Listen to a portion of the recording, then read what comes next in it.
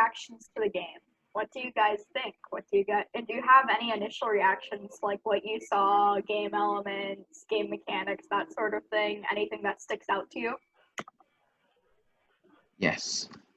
Why is it foam? Well, I'd say first off, I think that's one of the things I was going to say is the fact that the elements are foam is going to be really interesting this year because a lot of shooters aren't going to take that into account as much as I feel like they should. So if you're relying on like a plate to slide your puck to maneuver better, it's not going to work because it'll probably get caught on the plate because I think I'd have to feel them myself, but it looks like those have a lot higher coefficient of friction than most people are expecting. So I'm worried that if you're not careful about how you make your shooter, it's just not going to work. Definitely. I feel like everybody, like, at first they were thinking, oh, nice, it's just going to be miniature aerial assist, and then they're like, yes, it's basically stress ball material, and, so that changes things a lot, because a lot of people use, like, horizontal flywheels, that sort of thing for it, and that won't work. But, yeah. It's going to be interesting. Definitely. It's definitely going to be a lot more challenging with a new type of game element. Can you guys recall any other past games that they've used like a similar game element, especially in FTC, or no? I feel like they've used the moving scoring element before. I mean, in FRC, there's definitely been years with that. I forgot the name of the year. It was before I joined robotics, but there was a year when they had movable goals and you'd move them in autonomous and fill balls with them. But I don't think we've seen a foam element like this used as the common scoring item. Maybe relic recovery, because those are foam, but you weren't launching those; you were placing them, so it was a lot more sensical. It's gonna be very weird this year with that element.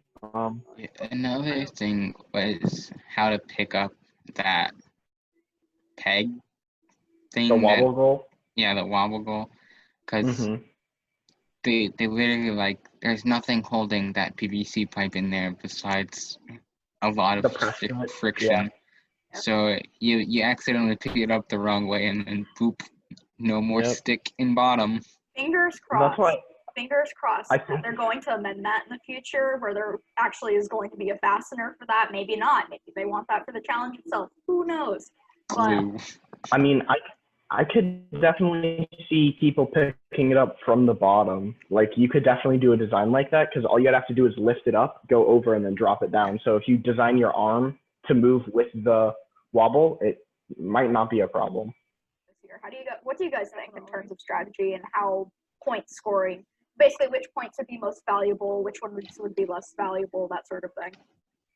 I think straight up power shots are going to be like something that everyone's going to go for because it's worth 15 points. But you're going to have to really focus on it if you want to make use of it because it's going to be hard to hit those shots. If you're going for power shots and you also want to go for high goal, you have to specifically design your robot to either have multiple angles it can move at or to design it in a way that it can hit both the high goal and the power shots without leaking into the mid goal. Because in remote competitions, you're fine. If you hit it into the mid goal, you're still gaining the points. But in live competitions, you're going to be losing. You're going to be gaining points for the opponent's side. So I think it's going to be a lot of careful planning this year for what you want to do. You have to make sure that you plan it out very specifically. You have to know what you want to do going in. Yeah. But there's probably going to be a mix of most teams are probably going to go for the power shots. We're just going to try to hit all three in the end game, and that's pretty much all they do. And there's probably going to be very few teams that try to stack onto the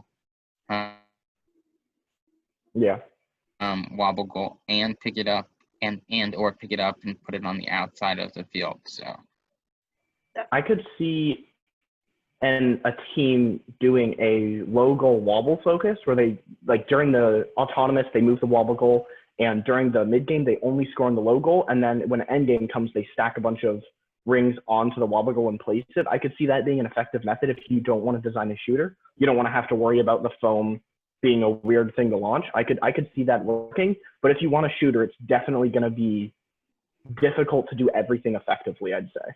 Yeah. I feel like we're gonna end up seeing a lot of teams who end up just making like a really effective shooter and nothing else.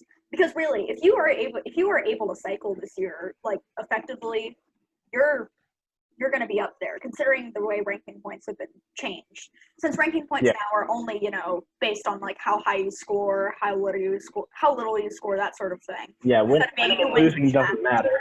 Yeah. Yeah.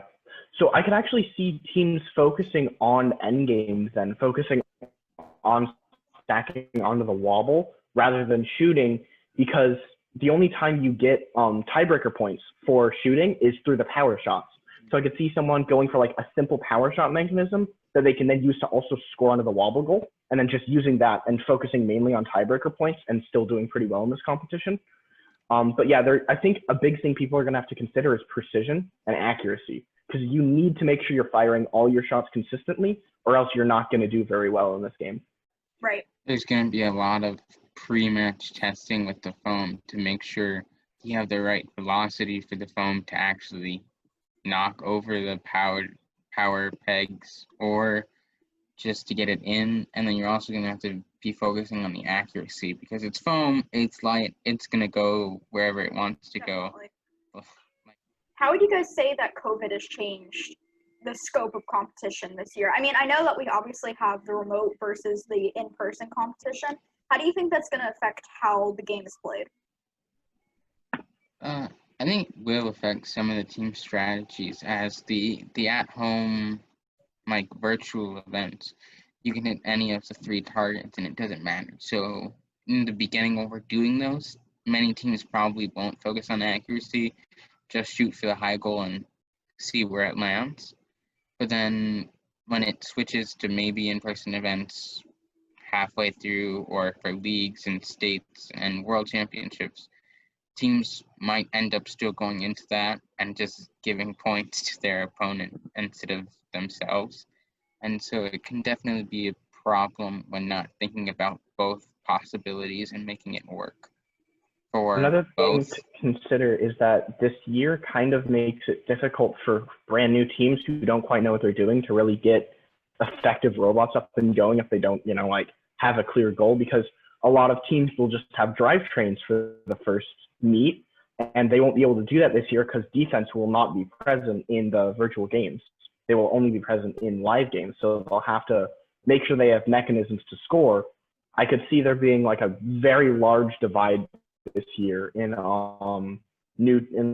like teams who are like scrambling the robots together versus teams who like have a concrete plan. I think that's going to be a big difference, because you can't rely on defense as you could in previous years. Along with the whole, point changing system, I think there's going to be a separation away from teams focusing on support. So supporting teams, like there's like 3 kind of classifications. You have like the big point scorers who go for like the highest methods and focus on a single way of scoring. You have like the people who support those, and then the people who do it all. There's going to be a lot less of the low scoring support teams this year, because it's not based off of winning, it's based off of raw point score for your team. So I think we're going to see people find what's worth the least and completely ignore it, versus other teams would normally focus on it to try to get an edge in their competition. Definitely. Doubling back on another point that you made, defense, how really worthwhile will it be? Like, for example, what if you're like a lower ranking team versus a higher ranking team? Will you really earn anything out of spending your time doing defense versus going and scoring as many points as you can? Like, you won't really end up getting much out of it personally, because you're not getting the ranking point out of winning, Yeah, So at the end of defense the day, is going to be, defense, I think it's going to be something that is going to be less prevalent because win-loss doesn't matter. But I think it's also going to be something that if teams don't prepare for, they're going to find themselves suffering severely in live competitions. Because when live competitions come around, there probably will be teams who either will have the robot malfunction during competition, or will just show up with a drivetrain. And if you're not expecting to have to get around other robots, you could find that your system gets easily just destroyed by having obstacles in the way. So it's another level of consideration where it's not necessarily helping the teams who are doing defense, but it could severely hinder teams who aren't expecting it. Right. I think it's definitely, we'll have to wait to see how the bracket's going to work, whether it's going to be like the standard matches that we have, or if there's a new system coming out. Definitely. We'll definitely have to keep an eye on. There rule can changes in the definitely even be future. a mix between probably just higher up teams anyways. Like if they have the prime position, they've really centered their robot to hit the targets, and it conflicts with their teammates' all prime position as well, where they're going to be losing out on time just by them trying to be in the same spot at the same time, and not even like another robot from the opposing alliance like getting in their way. It's then their own alliance creating a difference based on the fact that they've been playing by themselves for so long. Yeah, where both teams are filling the same niche. Yeah, and that's the thing is I'm worried there's going to be a lot less support teams who are willing to not go for the high point scores because of how the system works. And then it'll be harder for the high-ranking teams to find robots that will support them and not get in their way. So that's another problem, is that if everyone is going for the same type of robot, once we get to live competitions, the teams that get in the way the least are going to be the ones that probably get farther than the teams who do well but do the same thing as the upper class robot, like the high tier robot. Many teams will be focusing on the wobble goal during the end game of stacking as many of those they can before it knocks over and picking it up and running across the field. But it'll probably end up being I could see that being of those discs on the wobble goal, and he'll just pick it up, drive, and like drop it over the edge of the wall. And that will be their goal during the end game. And then in teleop, and they'll just like do mid goal and just kind of shoot at the mid goal from a decent enough distance until it's time for the end game, because you could miss out on a lot of points by not paying attention to those those wobble goals. Yeah, I feel like that's definitely important because each ring on the wobble goal is worth more than a ring in the mid goal. So I think a powerful team that someone can do if they want to not go the shooter is do low gore scoring and then focus on and then taking that over the edge, because that's 5 points per ring and then the 20 points for getting it over into the drop zone. And that could be a considerable amount of just raw points at endgame that not only adds to your score in general, but also gives you a lot of tiebreaker points. So if there are teams that I honestly, I wouldn't be surprised if we have some dozer bots. Like, if we have dozer bots going for the low goal that can also move the wobble goal out of the outside to the drop zone. Honestly, I would not be surprised from like rookie teams. That honestly might be the meta strat, and then you can make yourself a viable defense spot for future. So we'll just have to see how that ends up panning out. And the good thing is, if you build a robot like that, all of the big teams that are going to do well this season are likely going to build high goal shooters that get the power shots. So if you can do everything else, you won't be getting in their way, but you can still get a lot of points. And you can be that support bot that's going to be a hard niche to fill this year and become really desirable for the higher tier teams who just aren't going to be focusing on that. So if you want a really high scoring alliance, I think it's going to be one who does the power shots and the high goal, and then one who does the wobble goal and focuses on scoring in the low goal for extra points, but mainly focuses on getting rings on the wobble goal in endgame.